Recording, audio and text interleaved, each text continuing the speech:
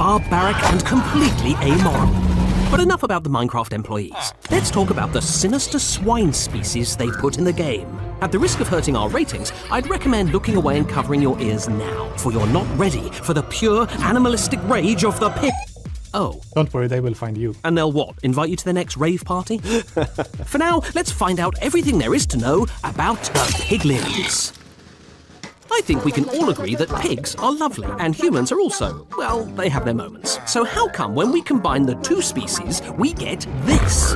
Crude, brutal pigs. Rowdy, hungry. Maybe you don't want to say like greedy. The piglins are quite complex. They are brute and savage, but they are also quite civilized in a very uncivilized manner. To summarize, they're jerk faces. The idea of piglins sparked from the zombie pigmen, introduced in the game way back in 2010, an undead porker that raised a lot of questions. Basically, as long as there were zombified pigmen, which is what started this all in the Nether, the question of, well, what were they like before they were zombified came up. People started wondering. And then in 2016, we started planning to have a proper Nether update. We needed a kind of civilization in there that has a bit more depth than perhaps the ones that inhabit the old Nether. It was about expanding the universe, it was adding more mystery. And that's exactly what the team did. New biomes, new structures, and a whole society of new piglins. You've got your normal piglins, you've got your zombified piglins, you've got your brutes that you find in the bastions, and they're obviously a little bit more serious. You don't say.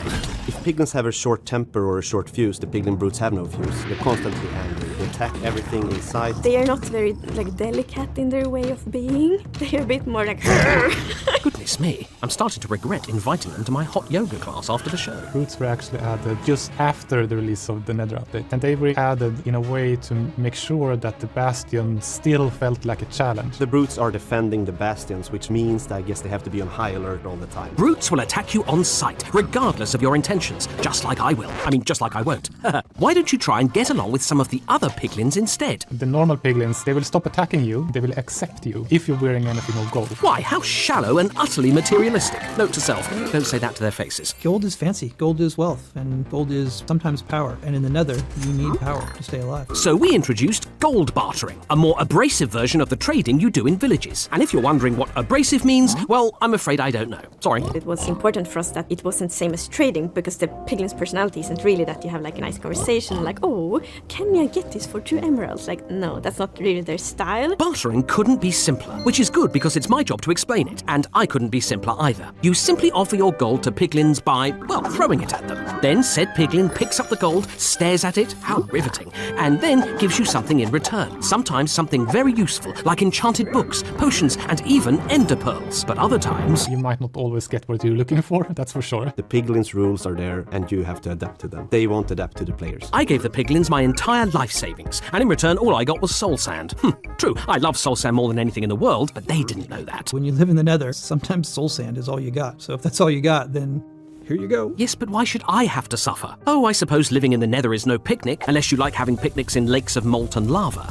Despite the hostile conditions, piglins have done an admirable job of building a society here. But hang on, did they build all these structures, or just take them over? The devs did tell me, but I didn't think you'd be interested, viewers, so I threw their answer away. You're welcome. At least we can say that piglins have been in the Nether for a really long time, and there might have been times in the past where they were a stronger civilization. Trying to think like a piglin, I wouldn't care if I built this structure or if someone else has taken over it. As long as I understand this is mine to protect, I will protect. Surviving in the Nether isn't easy. It's an environment even more hostile than the comments section on my hot yoga videos. Piglins, however, seem to have survived by hunting hoglins for food and leather. We think about items based on the environment that the mobs live in. For instance, the desert villagers have a lot of green because they get the green dye from the cactus. And for the piglins, most of their clothes are meant to look like they're made from leather, and leather you get from the hoglins. Hunting can of course be savage and brutal, so we toned it down with some dancing. Wait, seriously? It's also funny to watch piglins like from a nature perspective. If you zoom out and just watch them, how the flocks sort of hunt the hoglins and then when they kill it for food, they do a little, victory dance. But if they're outnumbered by the hoglins will hunt them. If you score some dinner, sometimes you feel like dancing. It's not the most important thing, but I just am extra fond of the floppy ears. The work on the piglin started in the work with Legends. And in Legends, all the mobs are a little bit more chibi, you know, the shorter, big heads. And they added the floppy ears. Super cute. We did talk about letting hoglins have a dance too. I think we did prototypes for it when the hoglins outnumber piglins and kill them. It didn't end up in the game. I wonder why. They just can't seem to vibe with Pigstep. Pity. Speaking of music/disturbing sounds, Their behavior is very emotion-based. Either they're sort of completely in neutral peace, or they are very aggressive, or they're very happy, or they're bartering with you and they don't like your offer, or they do like your offer. So we have to cover a lot of emotional outlets. well, we don't have emotions in Britain, so Samuel, please demonstrate these emotions for us. They are at peace, but they're also a bit confused at what's going on. That sort of plays with their maybe not being that smart.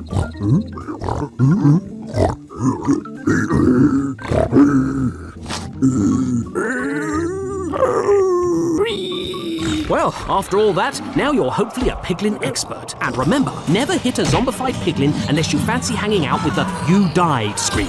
Oh, and also, If you like chaos, try bringing a hoglin to our world. I thought my advice was irresponsible. See you next time!